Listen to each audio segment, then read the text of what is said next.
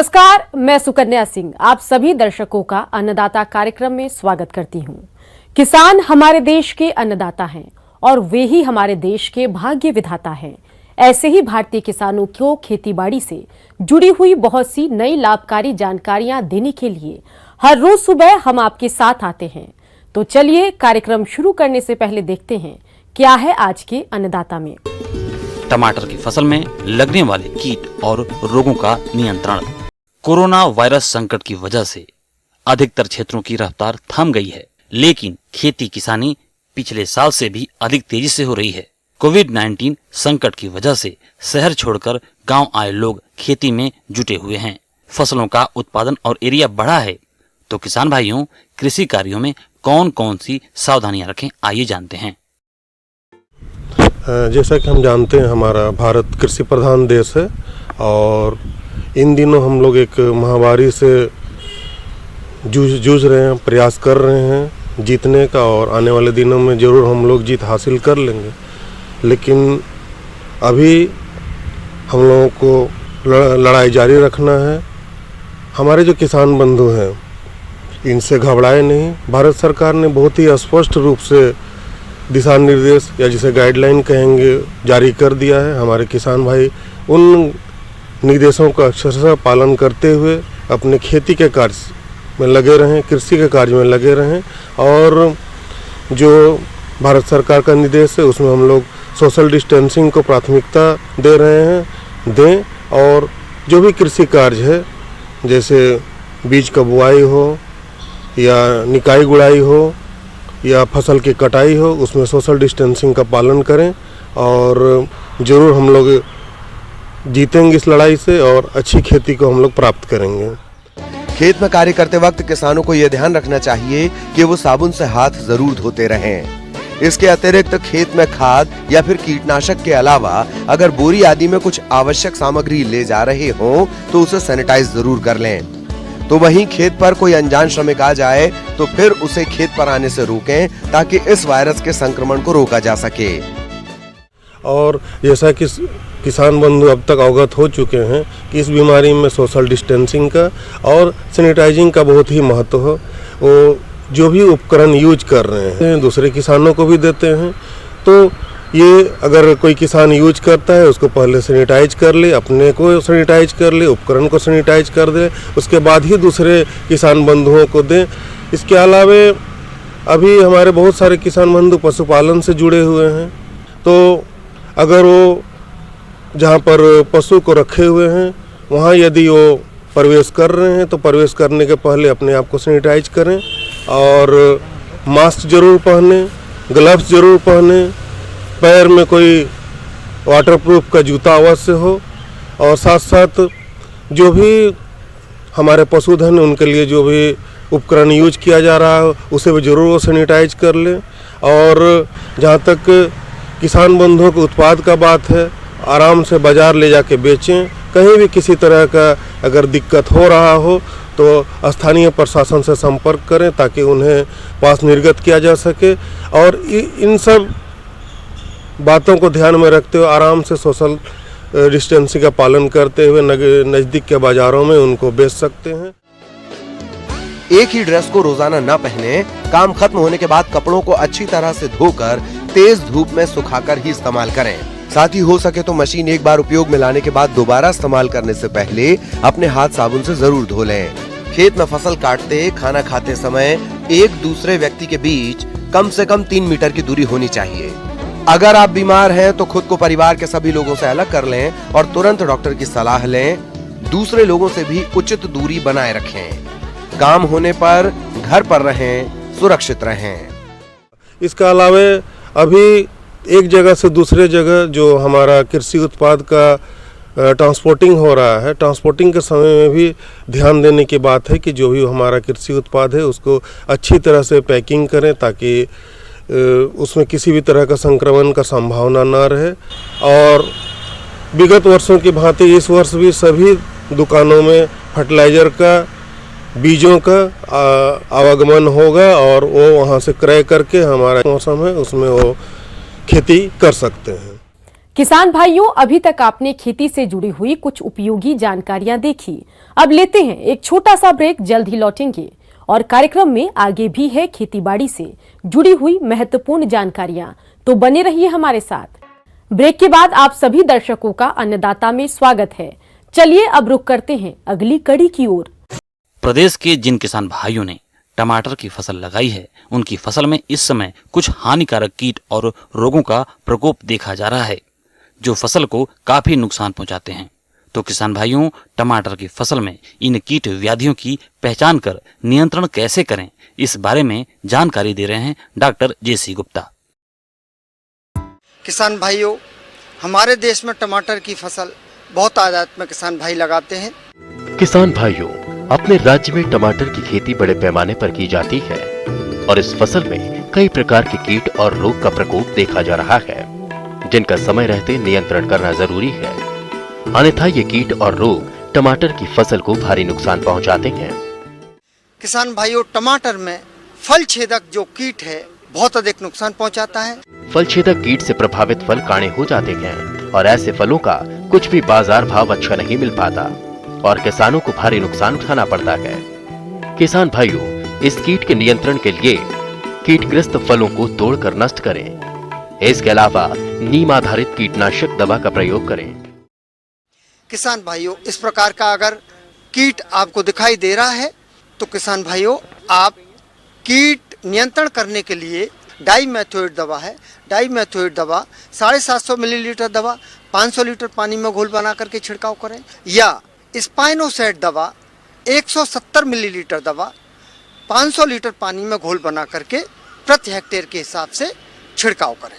किसान भाइयों, इसके अलावा टमाटर की फसल में मुख्य रूप से टेला यानी जैसिड, एफिड, थ्रिप्स, माहो, सफ़ेद मक्खी आदि प्रकार के रस चूसक कीट भी फसल को बहुत अधिक हानि पहुंचाते हैं और हमारे स्वस्थ पौधों को खराब करते हैं। किसान भाइयों, आप अगर खेत में ये आपको दिखाई दें तो इसमें नीम के घोल का छिड़काव कर सकते हैं। इसके अलावा भी किसान भाइयों, आप नीवोन दवा ये भी 750 मिलीलीटर दवा 500 लीटर पानी में घोल बना करके 2-3 बार छिड़काव करेंगे तो ये रस चूसक कीट से टमाटर की फसल की सुरक्षा हो जाएगी। किसान भाइयों, इसके अलावा बदलते मौसम की वजह से झुलसा रोग का प्रकोप भी हो सकता है, जिसके कारण किसानों को भारी नुकसान उठाना पड़ सकता है। इसके अलावा किसान भाइयों, टमाटर की फसल में कई प्रकार के रोग आते हैं और इन रोगों के कारण भी हमारी फसल को बहुत अधिक हानि होती है। टमाटर की फसल में मुख्य रूप से एक अगेती झुलसा रोग और एक पछेती झुलसा रोग, दो प्रकार के ये जो रोग पत्ती पर आते हैं, अगेती और पछेती झुलसा रोग, इससे हमारी फसल को भी काफ़ी नुकसान होता है। अगेती जो झुलसा रोग है वो 30 दिन की फसल जब हमारी छोटी होती है उस अवस्था में गोल गोल धब्बे, भूरे रंग के धब्बे पत्तियों पर दिखाई देते हैं और पछेती झुलसा में भी जो है ये बी आकार के धब्बे ऊपर की सतह से नीचे की ओर बढ़ते हैं। कभी कभी टहनियों पर या जो मुख्य उसकी शिरा होती है, मुख्य जो उसकी ब्रांच होती है या शाखा होती है, उस पर भी ये काले रंग के धब्बे दिखाई देने लगते हैं और फसल को बहुत अधिक नुकसान होता है। किसान भाइयों, पहला छिड़काव मैनकोजेब का करें। मैनकोजेब 3 ग्राम दवा प्रति लीटर पानी के हिसाब से घोल बना करके 500 लीटर पानी में 1500 किलोग्राम दवा का छिड़काव करें। दूसरा छिड़काव रेडोमिल MZ72 नामक दवा है। यह दवा 1000 ग्राम दवा प्रति 500 लीटर पानी में घोल बना करके आप जो है इसका 2-3 बार छिड़काव करेंगे तो ये जो झुलसे रोग हैं, दोनों प्रकार के झुलसा, ये आगे नहीं आएंगे और आपका उत्पादन आपको अच्छा मिलेगा। इसके अलावा किसान भाइयों, इसमें जीवाणु जनित उकटा और फफूंद जनित उकटा भी कई बार दिखाई देता है। अगर इस प्रकार के पौधे आपको जगह जगह से सूखे हुए या पीले पड़े हुए पत्तियां या पौधे कहीं कहीं छोटे हो गए हैं, बढ़ नहीं पा रहे हैं, उनको उखाड़ करके देखें। उनकी जड़ें अगर काली पड़ रही हैं, ख़राब हो रही हैं, तो समझें कि ये जो है उकटा से आपका नुकसान हो रहा है, फसल ख़राब हो रही है। तो इसमें कार्बनडाजिम दवा है। कार्बनडाजिम दवा 2 ग्राम दवा प्रति लीटर पानी के हिसाब से घोल बना करके इसमें जड़ों में इसकी ड्रेंचिंग करें। और आप देखेंगे कि फिर यह रोग आगे नहीं बढ़ेगा और आपकी फसल फिर सुरक्षित हो जाएगी। इसके अलावा भी किसान भाइयों, इसमें एक श्याम वर्ण रोग आता है। कई बार पत्तियों पर जो है अनियमित आकार के या ये किडनी के आकार के धब्बे दिखाई देने लगते हैं, गहरे भूरे धब्बे, काले रंग के धब्बे दिखाई देने लगते हैं। इस प्रकार का रोग अगर आपको दिखाई दे तो इसमें जो है बोडो मिश्रण 1% बोडो मिश्रण का छिड़काव करें। ये कई प्रकार के रोग जो है नहीं आएंगे और आपकी फसल ज़्यादा से ज़्यादा उत्पादन देगी और आपकी फसल में जो टमाटर हैं वो भी चमकीले और गोल और अच्छी गुणवत्ता वाले आपको मिलेंगे, जिससे आपको काफ़ी लाभ होगा। औषधीय फसलों के अंतर्गत हमारे जिन किसान भाइयों ने सतावर की खेती की है, उससे अधिक उत्पादन प्राप्त करने के लिए फसल में किए जाने वाले सभी कार्यों को सही समय पर करना जरूरी होता है। तो सतावर की फसल में कौन कौन से प्रबंधनों की आवश्यकता है, इसकी जानकारी दे रहे हैं विषय विशेषज्ञ ज्ञानेंद्र तिवारी। जैसा कि इस समय सतावर आपकी लगभग 1 साल पुरानी लगी हुई है खेत में और अच्छी तरह से उसकी बेलें फैल रही हैं। किसान भाइयों, सतावर एक औषधीय फसल है और इसको खरपतवारों द्वारा अधिक नुकसान पहुंचाया जाता है। तो आप कैसे करें इनका नियंत्रण, आइए जानते हैं। क्योंकि सतावर 1 साल पुरानी है और अगर सतावर आपकी उसमें खरपतवार दिख रहे हैं तो खरपतवार आप तुरंत निकाल दें, क्योंकि कुछ ऐसे खरपतवार हैं जो इस समय बहुत ज़्यादा मात्रा में होते हैं। जैसे आपका मोथा हो गया, दूब हो गई, ये सतावर की जड़ों को छेद के उसके पार निकल जाते हैं और आपकी जड़ों का जो गुणवत्ता है वो प्रभावित होती है, वो अलग। उसके जो पोषक तत्व और पानी का जो उपयोग है उसको भी ये कर लेते हैं। तो जड़ तो खराब करते ही हैं और उसके साथ में स्पर्धा भी करते हैं। तो स्पर्धा होने की स्थिति में जड़ों का उत्पादन बहुत कम होता है। तो खरपतवार का प्रबंधन बहुत आवश्यक है। बीच बीच में उसको निकालते रहें और जब भी आप उसमें मिट्टी चढ़ा रहे होते हैं तो जब आप हो के साथ में जो इतने खरपतवार निकलते हैं उनको छांट कर आप दूर फेंक दें। खेत के आसपास भी नजर नहीं आने चाहिए। तो इस तरह से आप खरपतवारों से मुक्त हो जाएंगे। जिन क्षेत्रों में अधिक दिनों से वर्षा नहीं हुई है तो आप फसल की जरूरत के हिसाब से सिंचाई करते रहें। इसके अलावा फसल में जैविक खादों का प्रयोग करते हुए फसल को सहारा कैसे दें, आइए जानते हैं। उसमें आपको जो मुख्य रूप से है पोषक तत्व, चूँकि वो उसमें उत्पादन काफ़ी होता है, 1 साल पुरानी है, 2 साल जब तक पुरानी नहीं हो जाती तब तक उसका उत्पादन अच्छा नहीं आता है। उसके लिए आप 2 से 4 टन गोबर की खाद अच्छी सड़ी हुई, उसमें 15-20 किलो नीम की खली और या फिर आपकी वर्मी कंपोस्ट है तो लगभग 5 कुंटल करीब वर्मी कंपोस्ट को आप उसको लेकर और आप खेत में अच्छी तरह से जो उसकी कतारें हैं उनकी जड़ों के पास उनको डाल देंगे। तो उसमें बहुत सारे पोषक तत्व होते हैं थोड़ी थोड़ी मात्रा में और वो पौधे को प्राप्त होंगे और उसकी जड़ों की वृद्धि बहुत अच्छी होगी और उनकी मोटाई भी अच्छी बढ़ जाएगी। इनके अलावा आप एक चीज़ और आती है कि चूँकि सतावर आपकी 1 साल पुरानी हो गई है तो जो आपने स्टैकिंग की थी उससे कई बार उसकी ग्रोथ बहुत ज़्यादा होती है तो स्टैकिंग से टूट के नीचे आ जाती है या फिर आपके तारे ही टूट जाते हैं या पानी गिर रहा है तो खंभे गिर जाते हैं। तो उस दौरान आप उसको ये भी देखते रहें कि उनके खंभे सीधे रहें, नहीं तो और खंभे लगाएं और तारों से उसको सहारा देते रहें ताकि उसको बांध भी दें धागे से ताकि उसमें ज़मीन में ना गिरे, क्योंकि ज़मीन में गिरने के बाद जो उसका जो पत्तियों से जो पोषक तत्व बनते हैं, जो फूड मटेरियल बनता है, तो अगर वो सीधा पौधा रहता है तो उसकी जड़ों में ज़्यादा अच्छे से जाता है। तो इन शाखाओं को आप ऊपर बांध के रखें। स्टैकिंग है तो प्रॉपर उसके बीज सही टाइम में गिरने के पहले आप उसको तोड़ सकते हैं और आपका लाभ अच्छा खासा बढ़ सकता है, क्योंकि ये 1 किलो सतावर का बीज 1000 से 1500 तक 2000 तक बिकता है आराम से। इसलिए आप उस अतिरिक्त लाभ को भी लेने की कोशिश करें। तो उसके लिए आपको स्टैकिंग की व्यवस्था प्रॉपर होनी चाहिए। इसके अलावा सतावर में आप जानते हैं कि उसमें कीट बीमारियों का प्रकोप बहुत कम होता है, लेकिन खरगोश जैसे जानवर जो शाकाहारी हैं, जो जड़ों को खोद के, चूहे ये जड़ों को खोद कर खाते हैं, तो आप इसको भी ध्यान रखें कि खेत के अंदर बीच बीच में घुसें और घुस के देखें कि कहीं इसमें चूहे के बिल तो नहीं हैं और आ रहे हैं तो उनकी प्रॉपर देखभाल करें। और उसके लिए भी कुछ ऐसे केमिकल आ गए हैं आजकल की जो बाहर खेत के बाहर अगर उसको डाल दिया जाए, जैसे क्लोरपायरीफास वगैरह को, तो उससे भी जो चूहे हैं, चूहे भी नहीं आते हैं, वो भी आप कर सकते हैं। तो आपको उसमें कहीं दिक्कत नहीं आएगी। इस तरह से आप जब आप इस समय की सही उपयोग करेंगे तो आपके सतावर का उत्पादन बहुत अच्छा होगा और आप अच्छा लाभ कमा पाएंगे। आगे और भी है खेती बाड़ी से जुड़ी हुई बहुत सी रोचक जानकारियां, पर यहाँ पर रुकेंगे एक और ब्रेक के लिए। जल्द हाजिर होते हैं। ब्रेक के बाद एक बार फिर से आप सभी दर्शकों का अन्नदाता कार्यक्रम में स्वागत है। बढ़ते हैं अगली प्रस्तुति की ओर।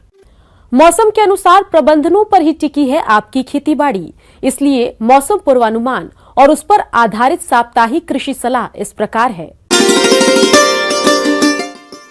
ग्रामीण कृषि मौसम सेवा, भारत मौसम विज्ञान विभाग, बीकानेर, राजस्थान से भेजे गए मौसम पूर्वानुमान रिपोर्ट के आधार पर आगामी 5 दिनों के दौरान आसमान साफ रहने की संभावना है। इस दौरान अधिकतम तापमान 33 से 35 डिग्री सेल्सियस और न्यूनतम तापमान 15 से 17 डिग्री सेल्सियस के मध्य रहने की संभावना है। इस दौरान पूर्व दिशा से हल्की गति की हवाएं चलने की संभावना है। ऐसे में किसान भाई सरसों की समय से बुआई के लिए सरसों की उन्नत किस्म RGN 13, RGN 73, Lakshmi, Pusa gold व बारानी क्षेत्रों के लिए RGN 298, RGN 229, RGN 48 और देरी से बुआई के लिए RGN 145 व RGN 236 हैं। आप इनका चुनाव करें। सरसों के बीज की मात्रा 600 से 700 ग्राम प्रति बीघा रखें। सरसों की फसल को सफेद रोली से बचाव के लिए मेटालेक्सिल 35 SD की 6 ग्राम मात्रा प्रति किलोग्राम बीज की दर से बीज उपचार अवश्य करें। देसी कपास में यदि खिल गए हों तो मौसम साफ होने पर चुगाई कर लेवें और चुगाई करते समय सफाई का ध्यान रखें, जिससे रुई की गुणवत्ता बनी रहे। नींबू वर्गीय पौधों में कैंकर रोग के प्रबंधन के लिए स्ट्रेप्टोसाइक्लिन 100 मिलीग्राम और कॉपर ऑक्सीक्लोराइड 2 ग्राम प्रति लीटर पानी की दर से घोलकर छिड़काव करें। अन्नदाता हेल्पलाइन निशुल्क फोन संपर्क सेवा के माध्यम से आपके द्वारा पूछे गए प्रश्नों में से 1 या 2 महत्वपूर्ण प्रश्न को हम अपने कार्यक्रम में शामिल करते हैं। इसी के तहत आज का चयनित प्रश्न और उसका जवाब इस प्रकार है। निःशुल्क अन्नदाता हेल्पलाइन में आज हमने जिस प्रश्न को शामिल किया है उसे पूछा है गांव अर्जुनपुरा, जिला कोटा के रमेश कुमार ने। आपने मधुमक्खी पालन शुरू करने में उपयोग किए जाने वाले औजारों के बारे में जानकारी चाहिए है, तो इसके लिए देखिए कार्यक्रम का यह अंश। अगर कमर्शियल बी कीपिंग करनी है, विशेषकर नॉर्दर्न इंडिया की बात करें, तो हमें एपिस मेलिफेरा के साथ मधुमक्खी पालन करना पड़ेगा। कि सबसे पहले आपको चयन करना है कि किस प्रजाति के साथ आप मधुमक्खी पालन करेंगे, किस लेवल पे आप मधुमक्खी पालन करेंगे, छोटे स्तर पर, मध्यम स्तर पर, एक ही स्थान पर रख के, या आप इसको कमर्शियल स्केल पे ले जाएंगे जहां आपको स्थानांतरण जो है मौन वंशों का वो अनिवार्य हो जाता है। मौन पालक भाइयों, मधुमक्खी पालन शुरू करने से पहले इसमें प्रयोग होने वाले उपकरणों के बारे में जानना बहुत जरूरी होता है, जिससे इन उपकरणों का इस्तेमाल करते समय आपको कोई दिक्कत ना हो। तो आइए जानते हैं इन उपकरणों की कार्यविधि और इन उपकरणों के बारे में। अब उपकरणों की बात करें तो सबसे महत्वपूर्ण तो हमारा मौन गृह है। तो मौन गृह और मधुमक्खियां, वो तो आपको कहीं से उचित स्थान से स्वस्थ मौन वंश और एक स्वस्थ और युवा रानी वाले जो मौन वंश होते हैं उनको खरीदना पड़ेगा, जिसके लिए बात करें तो पूरे भारतवर्ष में अब बी ब्रीडर्स बने हैं। एक हमारा नेशनल बी बोर्ड भी है जो बी कीपिंग को सपोर्ट करते हैं, तो उनके द्वारा भी, और जो स्टेट डिपार्टमेंट है हमारे हॉर्टिकल्चर, कुछ जगह एग्रीकल्चर भी हो सकता है, तो वो लोग भी बी ब्रीडर्स उन्होंने रजिस्टर कर रखे हैं। तो मौन पालन के लिए भी एक स्वस्थ मौन वंश या और स्वस्थ रानी के साथ जब आप आरंभ करते हैं और उचित समय पर आरंभ करें, लेकिन इनके साथ हमें अतिरिक्त जो उपकरण हैं उनकी आवश्यकता होती है, जिसमें मुखरक्षक जाली है हमारा मुंह ढांपने के लिए, हमारे ग्लव्स भी हैं, हमारा स्मोकर कहते हैं हम, धुआं कर, वो भी आवश्यक है। फिर इसके अलावा जो है तो हमें कॉम फाउंडेशन शीट बोलते हैं हम, छत्ताधार मौन जो होता है उसकी छत्ताधार जो सीट्स हैं उन्हें हमें फ्रेम्स के ऊपर फिक्स करना होता है, वो भी चाहिए। बी ब्रश होता है जिसे हमें मधुमक्खियां झाड़ते हैं और फ्रेम को साफ करते हैं। तो इस तरह के कई उपकरण हैं, रानी पालन के कुछ उपकरण हैं, लेकिन साथ ही साथ जो है एक हनी एक्सट्रैक्टर होना भी आवश्यक है। और यहाँ पर मैं ये कहना चाहूँगा कि जो उपकरण है हनी एक्सट्रैक्टर, जो शहद निष्कासन के लिए मशीन होती है, वो फूड ग्रेड की होनी चाहिए या स्टेनलेस स्टील आता है उसकी होनी चाहिए। और शहद का भंडारण कभी भी ऐसे बर्तन में ना करें जिसमें पहले कुछ और सामान रखा हुआ हो, या वो फूड ग्रेड प्लास्टिक ना हो, अथवा स्टेनलेस स्टील का हो तो और भी बेहतर है। तो हमारा जो शहद है उसकी गुणवत्ता भी हमारे उपकरणों के ऊपर निर्भर करेगी। आइए अब एक नजर डालते हैं राज्य के कुछ चुनी हुई मंडियों के प्रमुख फसलों के बाजार भाव पर।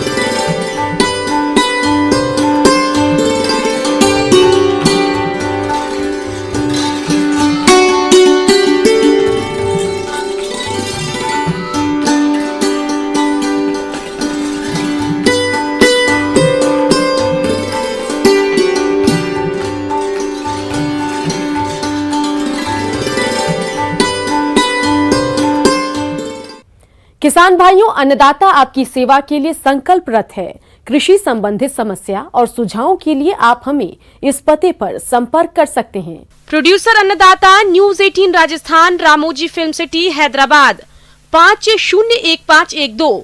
साथ ही आप हमें ईमेल भी कर सकते हैं।